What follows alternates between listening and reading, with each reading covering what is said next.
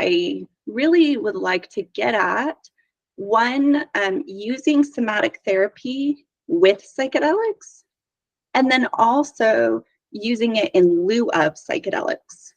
Because some women, there may be other risk factors where they want to have an alternative option, but psychedelics may not be right for them, right? They may have other conditions where psychedelics are not the right thing, but they still want to work kind of in that energetic space.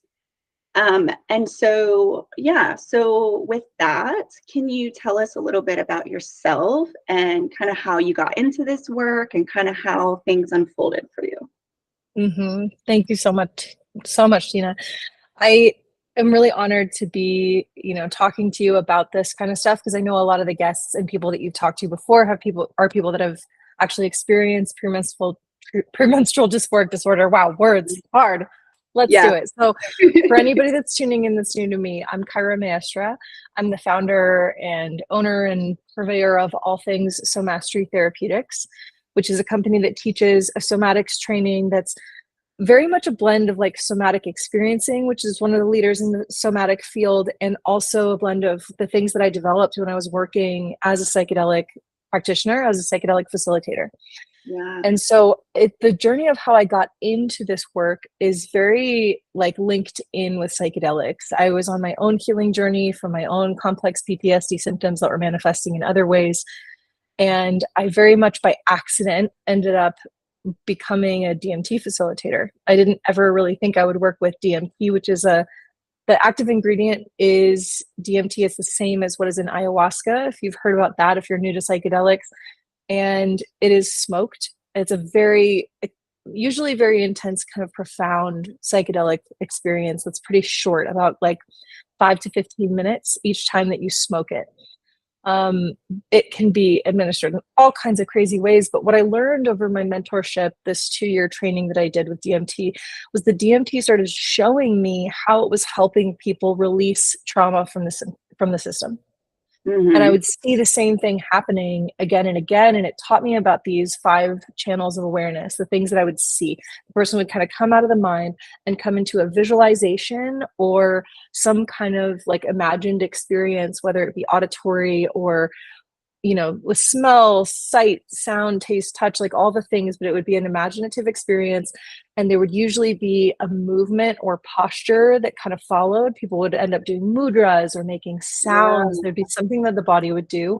And there would also be inner sensations, vibration, tightening, loosening, like inner sensations in the body, as well as emotions and emotional releases. And I learned to work with these channels through DMT, and then found that somatic experiencing's model is very much based off a 5-channel model that was very similar to what I was seeing in the DMT. So I went to their school, and it was what I now know is that not only was my modality based on what the DMT was teaching me, but also pioneers in the somatic experiencing field would credit ayahuasca with teaching them this therapy. That's hearsay. It's just working with students that studied under the pioneers in that therapy. But it makes a lot of sense to me because that was my original teacher. And so this modality truly that I teach was created to mimic the way that psychedelics move our awareness around in order to release survival energy or these kind of trapped fight, flight, freeze responses that ultimately cause trauma, which could be described as like long-term dysregulation in the nervous system that's manifesting in all kinds of symptoms. Including a lot of symptoms that are specific to women, chronic illnesses. There's so many complications of trauma that now that it's begun to be studied more as a phenomenon, they're realizing that so many different things could be really just trauma manifesting in the system. And so when you move that energy, when you have these safe cathartic releases and re-regulate the nervous system, a lot of the symptoms go away. Yeah. I love what you're saying there too about the DMT teaching you, because I've heard that on numerous occasions with others working in the psychedelic space. And a lot of, some of the things that I use personally as well, like I learned them through the mushroom. through my experience with the mushroom. And so I don't think that that's an insane thing to say at all. I think that Mhm. that's a kind of becoming like more and more of a prevalent experience the more people are experimenting with these and sharing the stories about them, right? Mhm. um, so yeah, so then, and you touched on this, but let's dive a little deeper into like what is somatic therapy? I've Mhm. heard, and people I've interviewed have mentioned it. It's like when you use psychedelics, it's not the psychedelic alone, right? It's like one tool in the toolkit, and you really want to pair it with other treatment modalities, and somatic therapy has been one of the ones that has come up on a pretty regular basis. Um, but it to me, it still feels like a buzzword of like, because I don't know enough about it. So like, yeah, so maybe dive a little deeper into that. Yeah. So somatics is really misunderstood, I think, in even the people that are in the somatic field. So there's different branches of somatic therapy. Most people, when they hear the word somatic, they think of movements that are designed to release energy or Yeah. help clear emotions or just help you feel better. And the word somatic just means in relation to the body as opposed to the mind. So Okay. any type of therapy that focuses on the body's experience or expression is going to be a somatic therapy, including like yoga and dance and breath work and Okay. EMDR, where you're moving the eyes, like anything that's using the body to kind of access the subconscious or unconscious. But this branch of somatic therapy that I'm speaking about, that is designed to mimic the way that plant medicines move our awareness in order to have these cathartic releases, this is like a specific branch of somatic therapy that ultimately uses these five channels of awareness: the mind, imagination, posture or body behavior, sensation, and emotion. And even when people are using somatics just to mean like movements or actions, like primal screaming, like things like that, when they brand something as somatic, they're using these channels as well, but often they don't really understand that they're using them, or that there is like a system to really help us do that really intelligently and really well. Got it. Hmm. Got it. So whereas we would consider like if we have a psychedelic experience, of course there's some body things going on, but I mean, for me predominantly it's like headspace, right, is the like the main event. So in somatics we're talking about like the body really being the main event. In a way, yeah. So you can think about it like this: we're always having a somatic experience if we're talking about this branch of somatics. We are always, even if we're having a very mentally stimulating experience, and that's where our awareness is in the mind channel. Yeah. Chances are our body's moving and expressing what's happening in the mind channel. Chances are we're having an emotional experience around what we're thinking. Chances are we're having body sensations that we might not even be realizing, because our awareness is just in here, but we're having a holistic experience. So Got by it. actually intentionally taking, and you can do this sober, you can do this with psychedelics. It's an amazing psychedelic pairing because it's very much the language psychedelics are speaking with us anyway. You can move the awareness out of the mind and out of the thought, and even ask yourself a question like, where am I feeling this thought in my body? Where feels the most Mm, true? Can I describe some sensations here? Is there an emotional quality to this thought that I'm having? Is there a posture that would express this thought if I were trying to do it without words? Is there like a posture I could put my body into? And by moving our awareness around into these different channels, it can help us access the subconscious and unconscious even more. got it. And doing it well can actually help us access a language that allows us to find where the emotion is stuck or find where the survival energy is stuck and actually move it from the system. Got it. This reminds me, there was I did an interview with a lady with PMDD, and one of the things that she described was she has like many different forms of synesthesia. And she says, when I hear a car honk, I always feel it in like my right shoulder. right? And I was like, that's so, bizarre. But the thing is I'm wondering, like, she is just like innately aware of that sound and where it is resonating in her body, Mm-hmm. right? And Yep. so what you're saying is like that we're all kind of having experiences like that, but we're not Mm-hmm. necessarily aware of them. Yes, that's Got it. exactly it. And I like to describe it like they're channels in on a TV, where just because you're not tuned into that channel doesn't mean there's not programming. Doesn't Yeah. mean there's not a show happening just because you're Right. not there. In fact, if you ever start tuning into these at any given moment in time with just moving the awareness there, you'll find something. And a lot of people immediately, their reaction to this is like, oh, well, I can't visualize or I can't feel sensations in my body. There's always going to be different levels of ability to move into one channel or another. Psychedelics help us with this a lot because they make it more vibrant in these other channels so that it's more likely that we're going to be able to feel body sensations, more Yeah. likely that we're going to be able to feel the emotion with it. But they're always truly on. And I think the posture channel is a really great representation of that, because just because you don't recognize that your body's doing something doesn't mean your body's not doing something. Most Yeah. of what our body does is unconscious to us. We don't even notice that we're slightly turning away from someone in conversation that we kind of don't really want to be Mhm. talking to. We're not even noticing that we're tapping our foot and that we might be a little bit anxious or having an emotional experience that's expressing itself there. But those channels are they're always on. Right, right. And and I will speak for myself, and this may be applicable to other women with PMDD, but for me personally, like my bot, like I feel what you're saying. Like I Yeah, do believe that like there's kind of like there's like this sensitivity that we have.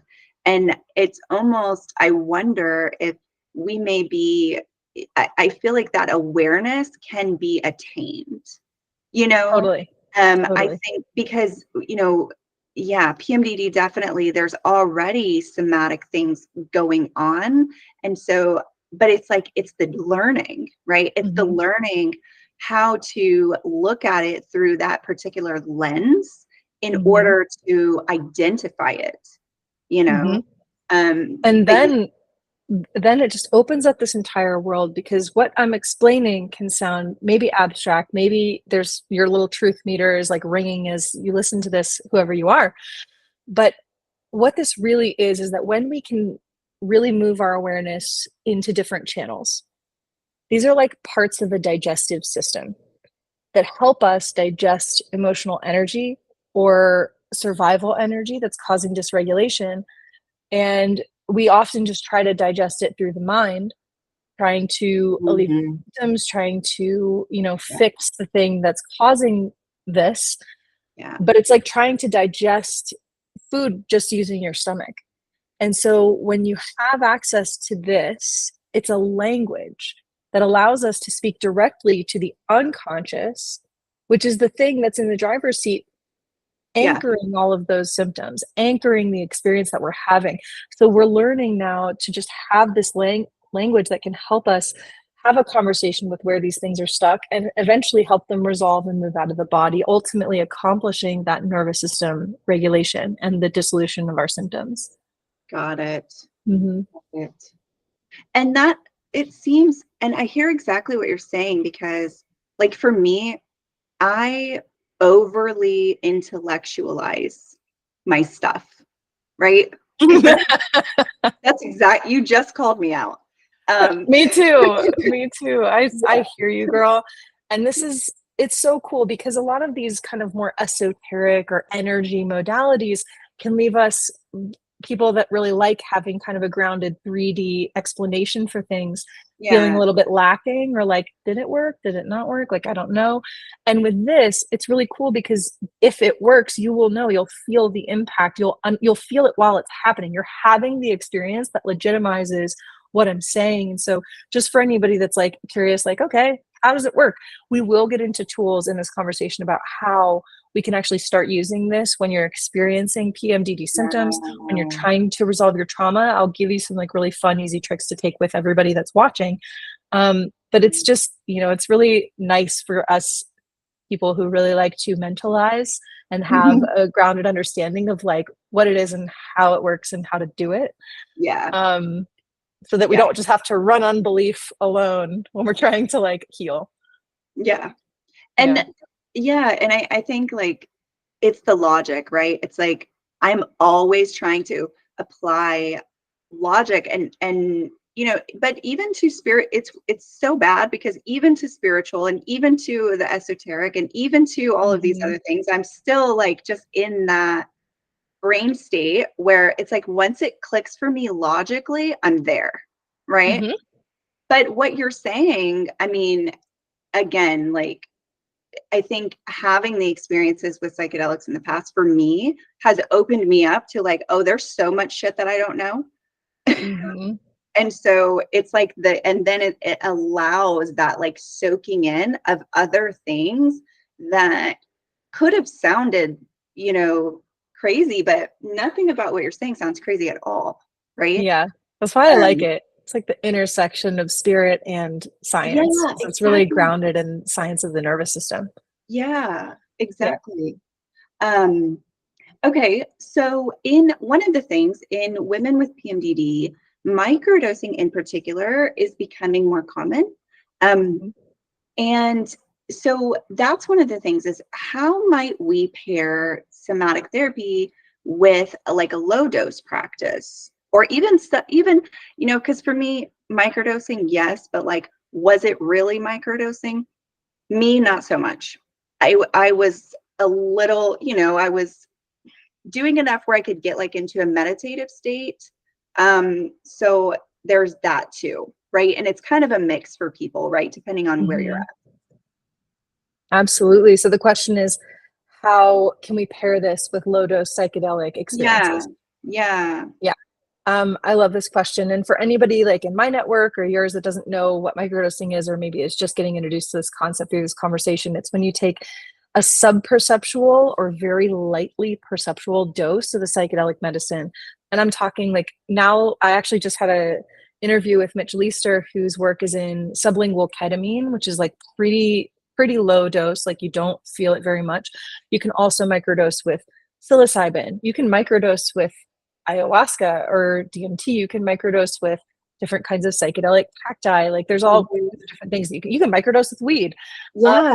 I Um, do that. so I You're- honestly, there's some really great research about how microdosing orally taken cannabis Yes. over a 5-day period can help to reset the nervous system if you just like Oh, had a bad wow. week and got Yeah. dysregulated. But it's a really cool thing, and there's a lot of research in microdosing psilocybin in particular, but a lot of it's anecdotal because it's just not being studied as much yet. So we're Yeah. kind of on the cutting edge. Welcome to the frontier.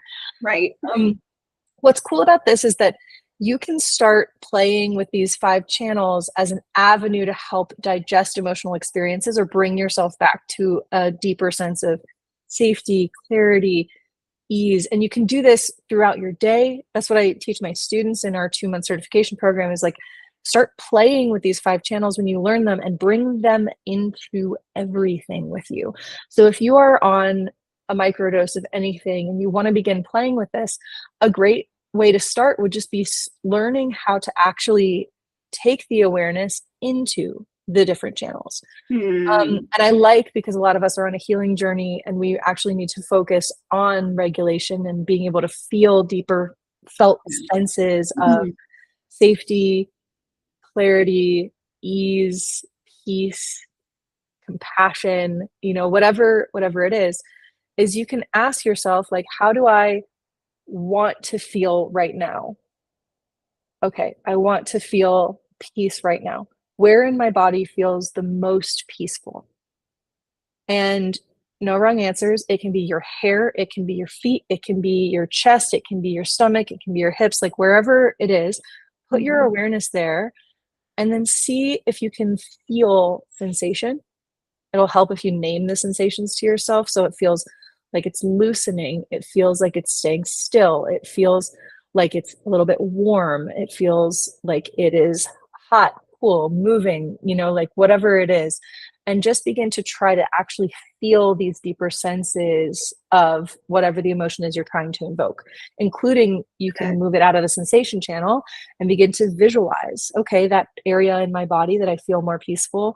If I try to look at it or tune into it in my imagination, does it make a sound? Does it have a color? Does it have a shape? Does it have a whatever? And what you'll notice is that as you do this, the felt sensation of peacefulness, even though it might have been really small at first, begins to expand because it's gripping into the nervous system and actually giving our unconscious and subconscious a bigger, like what you focus on expands kind of thing.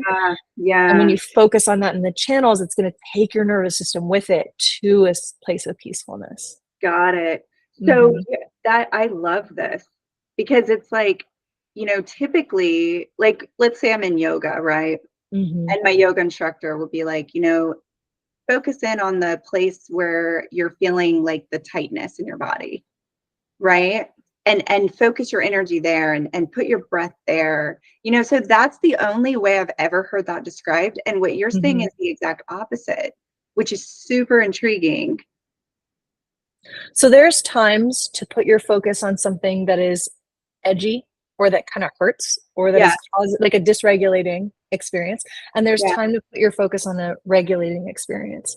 And what you're going to notice is that if you try this out, when you try to focus on something regulating, where in my body feels the least terrible, where in my body feels the most trusting, you're going to be able to sit with it for an amount of time. And then your nervous system, because it wants to pulse between the two, between activation and relaxation, is you're going to be able to focus on the peaceful thing for a certain amount of time. And then subtly or not so subtly, your awareness is going to want to pull you to something that's uncomfortable or edgy. And that's really normal. And so there's times to do both. But I would be curious what would happen if that's a thing that happens in yoga, is to focus on the place of tightness. Well, next time, instead of just trying to feel it in the posture or the sensation, this tightness, begin to ask yourself, okay, as I focus on this, is there an emotion here? And can I actually let that emotion be here as I'm feeling this tightness? Or can I visualize this tight space? Is there anything that I'm seeing here? And then watch how that thing that would not let go in the yoga class, because you're using these other channels to help digest the energy there, suddenly like releases. It's really cool. Got it. And I love that because I wonder if there could be like a practice around this for PMDD. You know, it's like certain points, it's like intentional, right? It's like, okay, you know, today I'm feeling this, like I'm feeling really dysregulated and I'm all in, like I'm, you know, just all out there, and getting back grounded back to that sense of, you know, peace, like you said, then utilizing that practice when you need that versus other times when you're saying, okay, I really want to work on healing, you know, and then perhaps then it's utilizing the other approach, you know, where it's like, I want to kind of dive in and see. So I love that there's both of those aspects there. Yeah. Because it's important. Like ultimately we're trying to train the stress response system in the body to be able to tolerate peace and hope and safety and calm. Because a lot of times when we've been chronically struggling with something, our body kind of learns its way out of peace and safety as the baseline. And so we begin to be less tolerant of being able to sit with like hope and happiness and peace and whatever. So this might be a good time to kind of bring in some SOS tools for when you're actively struggling. Do you want to do a couple of those? Yes, that would be great. Yeah. Okay. And I think that you know, this is huge because in PM, like I have been in, and I'm sure you can you have been there as well, but it is just like, there's nothing I can do. You know, there's like, I am on fire, essentially, like brain on fire, right? Body's on fire, everything. Yeah. And so it's like, what is that like practice? How can I, like, what's the switch? Yeah. If there's a switch that can like bring us out of that state, that's, we need that. So it can be helpful. I think the very first thing to say here is that, like, when you're practicing this or any other tool or whatever, the best thing that you could possibly do is be kind to yourself in the process of practicing it. So, like, whether or not this works immediately or whatever, it's like not telling yourself that you're doing it wrong or that you can't, for whatever reason you're bad or failing. So the one thing that I would say is, right here, you gave us two examples of a thought, like, I forget exactly what your wording was. On fire. On fire. So this is a sensation. So here we have a sensation is, if this is where you are and you're like, I feel like I'm on fire right now, brain on fire kind of feeling, is find where that fire is, first of all. So you want to actually go deeper into the sensation channel here. Where is this fire? Some people will say it's like in my head. Some people are like, it's global, it's everywhere. No matter where it is, once you can say, like, okay, here's the sensation that's troubling me, then this is my SOS. I call it my emergency brakes. They're just like ways to use the channels to help in an SOS kind of situation. So if you're feeling that fire and you found where it is, try to ask yourself, where does this, like, how far out do I have to go before it becomes less intense? If it's a 10 right here, is it a 3 out here? Like, back up and see how far away does it stop, or does it become tolerable? And then put all of your awareness on that place, the place where it's a 3 out of 10 instead of a 10 out of 10.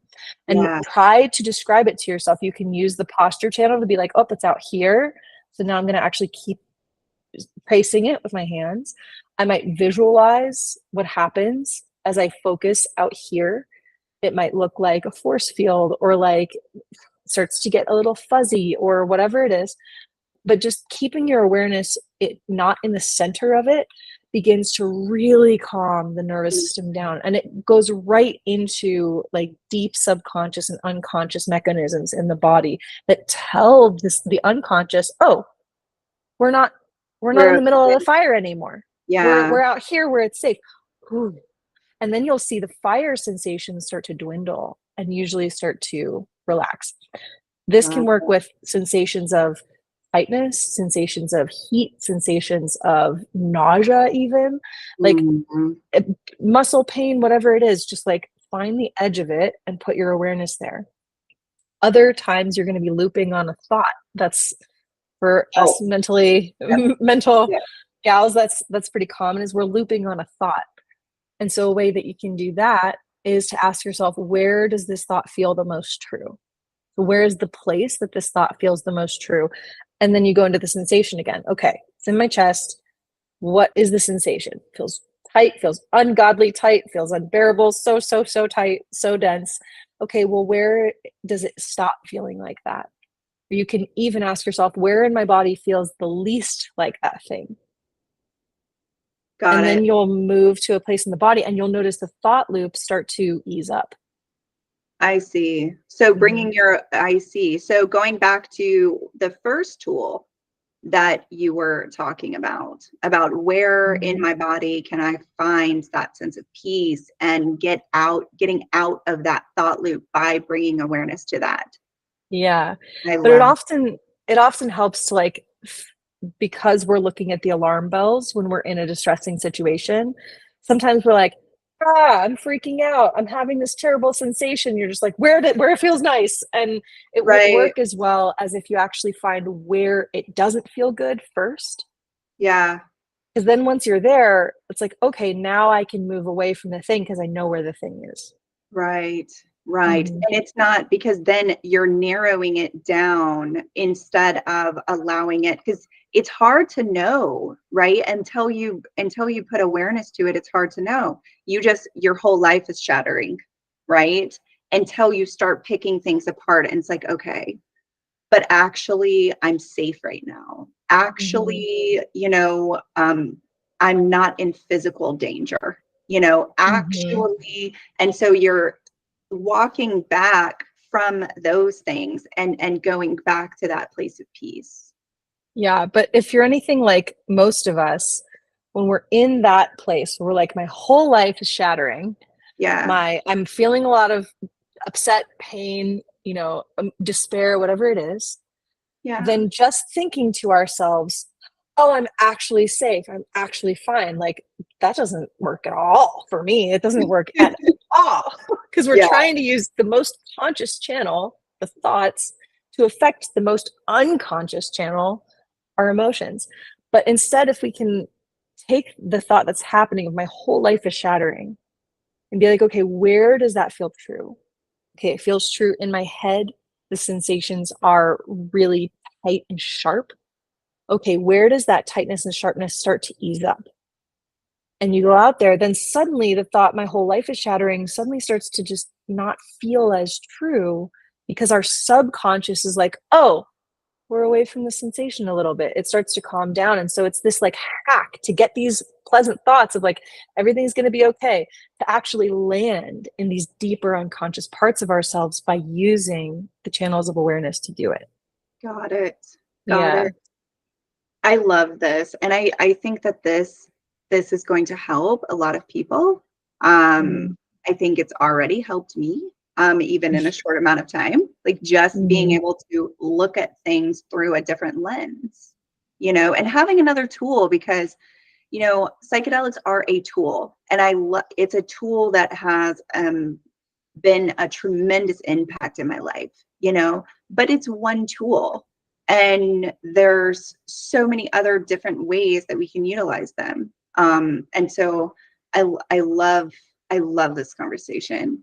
Um, and there was one other, okay, so sorry, I'm going through my notes because No, I'm like that's okay. structure. So for people who wanted to learn more, can you share a little about your programs? And I want to mention this because I work at a nonprofit, right? So a lot of people, we work with people of all different stages of life, all different levels of income, all different levels of, and so I love the fact that you have accessible course options. Um, Mm-hmm. because a lot of times what we see is, there are great courses out there, but sometimes we're hesitant about, looking at things like that. And because it's like, yeah, but not everyone can afford, $2,500 for a course. Not everyone can afford a retreat. Not everyone, Yeah. I certainly couldn't have. I had to leave my job when I was healing. Mm-hmm. I had to, pick up freelance work. I could, so I wouldn't have been able to do that. And so it's like, for me, I don't like, putting that stuff out there. But so I love the fact that you have accessible options that are widely available to people. Um, Yeah. so yeah, I think definitely. So if you could share a little bit more about how people might be able to dive deeper into somatic therapy. Mm-hmm. So I recognize that like a lot of people on here aren't looking to become a person that facilitates somatic therapy. If you do, like, yeah, we have a 2-month course that's a training. It's super compact. It'll teach you so much. But for so many people, we just need tools that Yeah. work in times of distress and emotional dysregulation. Right. And so that I have a $25 Fundamentals of Somatic Therapy course, which is going to go through each one of these channels. They're like 20-minute videos. There's 6 of them, an intro, and then one for each channel on how to utilize it to either Yeah. bring yourself towards regulation and to then, like, when you're ready, lean into the things that hurt, but not just like loop on them or get stuck in them, like really truly help the body digest the thing that is upsetting. And so that's a really awesome place to start. Just if you want to learn more about somatic therapy or this branch of somatic therapy, there's also a great book by Peter Levine called In an Unspoken Voice that I love. Super easy read for anybody with ADHD. But just giving yourself some tools to work with these channels in a great way is an awesome place to Yeah. start. I love that. I love that it's that accessible and that it can provide, because I mean, some people, yes, we all need therapy, right? But not everybody can afford or even has time or has access to that, right? Yeah. So it's like $25, that's something that could have been accessible to me at any point, Mm-hmm. right? Yep. And I was so there too. In my I like love that. PTSD journey, I couldn't work anymore. I like Right. had to quit Right. my job and move into a van. And it's like sometimes you're Yep. just in an SOS kind of moment. Yep. And it's really, really helpful to just have tools accessible that work right away, Yeah. Yeah. Like you need you something know? right now today, right? You Yeah. can't wait a month to get into a therapist office or, Hmm. to go through insurance so anyway, I'm going to just go on a rant if I keep going down that rabbit hole. So I'll just stop where I'm at.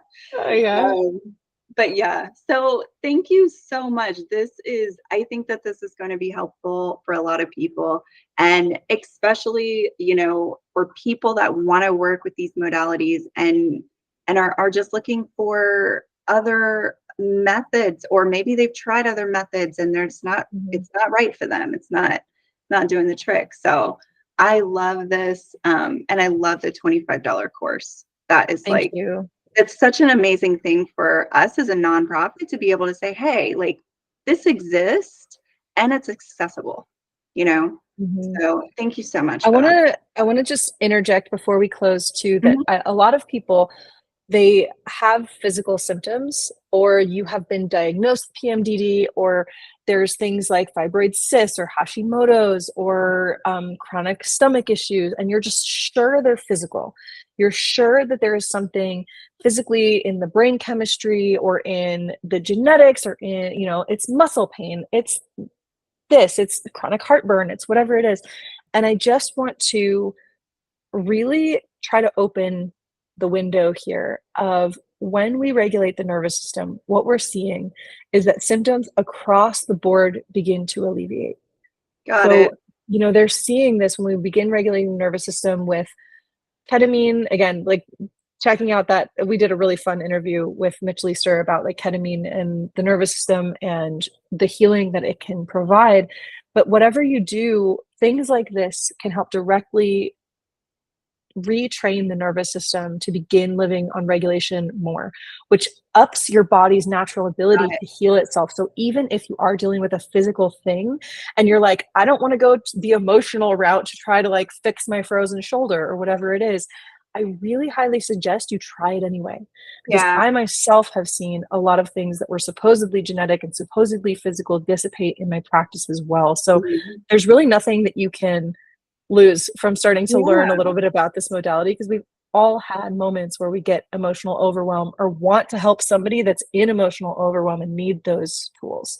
Yeah. And so just Yeah. inviting everybody to not stop at, yes, okay, it's physical, but this stuff still can really impact the journey. 100%. And, Mhm. on that note, I've had several psychedelic sometimes meditation, sometimes with psychedelics, it depends, but where like I've been in that space and like I can feel, it's hard to describe. I can feel a packet of trauma leaving my body. Like I've had those experiences before. And so I mean, yes, of course, research, and yes, like I that's what I do a lot of. I do a lot of research, but also like I observe what happens in my own body. And so that to me is the best way to know what is going on, is to sit with it and to observe what you're actually feeling and how the sensations are happening in your own body, you know? Mhm. I mean, everything was magic until science said that this is a thing, right? Yeah. So perhaps we might be a little bit in magic territory, but that's the precursor to like that has to come first, right? Yeah. So yeah. And you'll In know that it's real if you see legitimate proof of things getting better, exactly in your like own not experience. asking anybody to follow me into belief land without Right. like actual evidence. But sometimes, yeah, it's like it does seem like magic when you're like, really, is this actually going to help? And then you experience it the first time and it brings you out of panic and into a place of safety, and you're like, well, that's proof enough. Like, Right. guess that worked, you know? Yeah, the objective experience that Mm-hmm. someone is having is proof, right? Mm-hmm. And so, yeah, science is great, but it doesn't, it should never trump what someone is experiencing in their body, in their Mm-hmm. mind, in their direct experience, you know? Mm-hmm. Um, so yeah, and I think this is a good Also, way for people to get in touch with that, you mm-hmm. know?